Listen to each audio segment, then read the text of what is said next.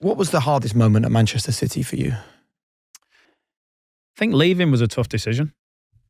I think the start of every season was tough because new players came in, like I said, and I had to fight my way back in to the team, getting to finals and helping the team get there, and then not playing the final game. But I think leaving was a tough decision for sure, and it was I think I had just under 2 years left, and we spoke to him and we were talking. I wanted to stay and things like that, and we got to said, yeah, we'll talk to you after the transfer window, and that was August time or whatever. And then I didn't hear anything until the March time, and it got to that point, and it was like, the offer was probably less than what I was. It was less than what I was getting and things like that. And you're thinking, well, every year's the same thing. I'm back of the queue. Is this something I want to do? So at that point, you're thinking, not sure about this. And I was homegrown. You feel a bit taken for granted. And it got into the next season, and that's my final season. And the closer it got to the end, other teams are coming on. And then eventually spoke to the owners, and the Khaldoon come on and had a great conversation with him. He was brilliant, and the offer got to a point which was where it should have been originally, but the people I'd been speaking to beforehand, it was like, we do take you for granted a bit, and by the end that was apparent.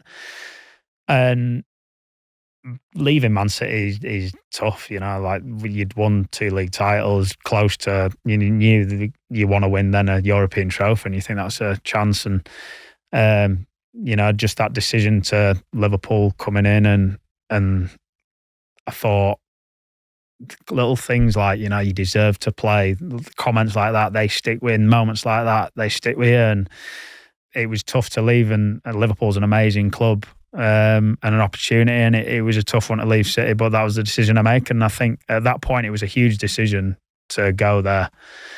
And leave Man City. I could have easily stayed there a lot longer and been happy, and I like my time there, but it just felt like for me that was the right decision, even though it was a tough one. I also think it's a really important thing to talk about, because football fans get shown 10% of what happens, right? And then they have to kind of make the rest up because they haven't been given the full information. So I think for them to know that it wasn't just you wanting to leave the football club and there was other circumstances around it is important. Yeah. I mean, if they'd have offered me with 18 months left and offered at that point, I'd have 100% signed it at that point. But when it got a bit longer and you're getting a bit lower, and you think, well, did they really want me? Am I that much in their plans? Am I? And it went until it got to the point where it looked like there was a chance of me leaving, and then people got involved higher up, and it was full steam on, and like, we really want to keep you here, we love you. But at that point, it had gone past the point where you think it's a bit of an afterthought here. And what hurt more, the fact they left you waiting for ages, or the fact that when they made the offer, they were saying, you're going to get a pay cut?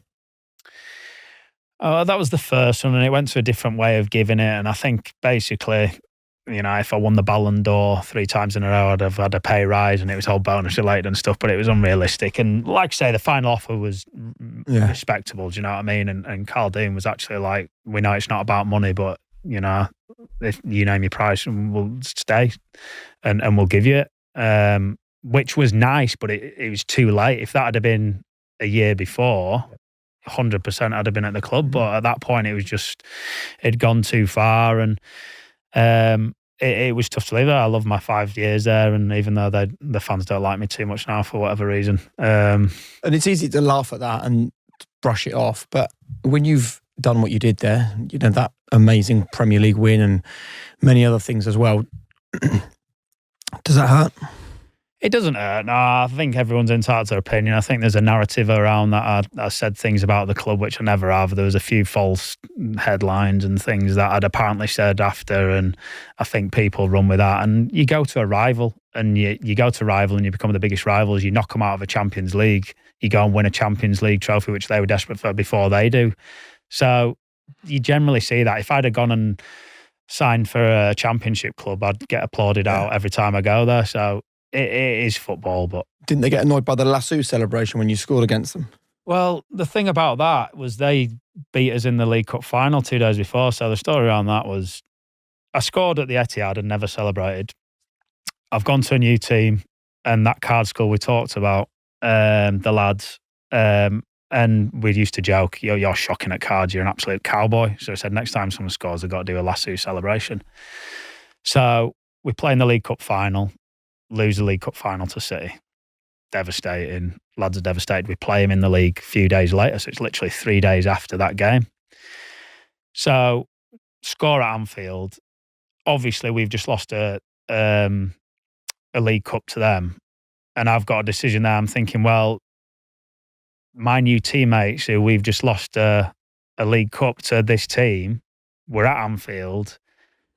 Do I do this celebration or not? And in that split second, I decide to do. And it wasn't like I'm running around in front of the, Adebayor-esque, like running into the fans.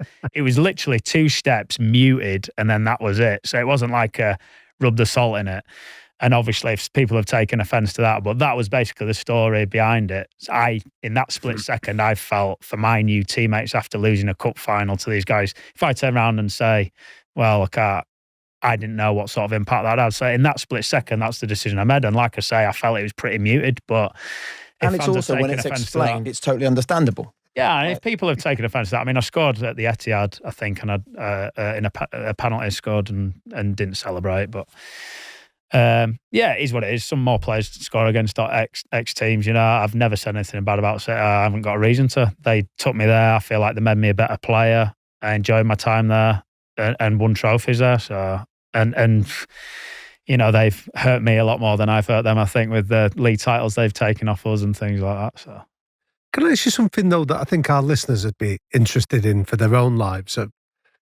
There's something really powerful there about when you were talking about that contract negotiation with City, how that even if they couldn't recognise your value, you recognised your own. How do you go about doing that? I think believing in yourself. I think, again, weighing up your options. What's my path? Where do you want to be? And I'd like to think I've made the right decision every step of my career where I've had options and weighed it up, and touch wood, it's turned out all right. But I think at that point you think, well, what happens if I leave this club? Like, am I going to play at this level again? Will I win trophies? Is my only chance to stay and win trophies? Length of time at a club, like, how do you react to that? Obviously, it's easy to get stale in the same place. And that mentality, I remember speaking to Gail Clichy, I think it was, and he was saying I was at Arsenal for a certain amount of time. I got to that point where I was just there too long. So I'd been at City 5 years. That's the longest I'd been at any club and all these things. And I just felt like it was the right thing to do for me. And I'm proud of the fact that I never once wavered my commitment to City in that time. Like, contracts running down. If you get injured at that point, you're in deep stuck. And I had a knee thing at that time where I was struggling. And there's no way I should have been playing, especially with no contract. And I carried on playing. The team needed me and I was playing. And I always gave 100% for the team. And that was right. That was into the stage where it was like in March of April and I was playing in games. I was in agony and that was stupid for me, really. But I put the team first in terms of what it was. And I felt like, even though I feel like I've been hard done by you, I've signed a 5-year deal for this club and I'm going to give you absolutely everything for those 5 years until the day I finish. And then I'm on my way. And looking back, it was a bit silly from that point of view. But again, I suppose that's going back to your core values and thinking, that's the team comes before yourself, really.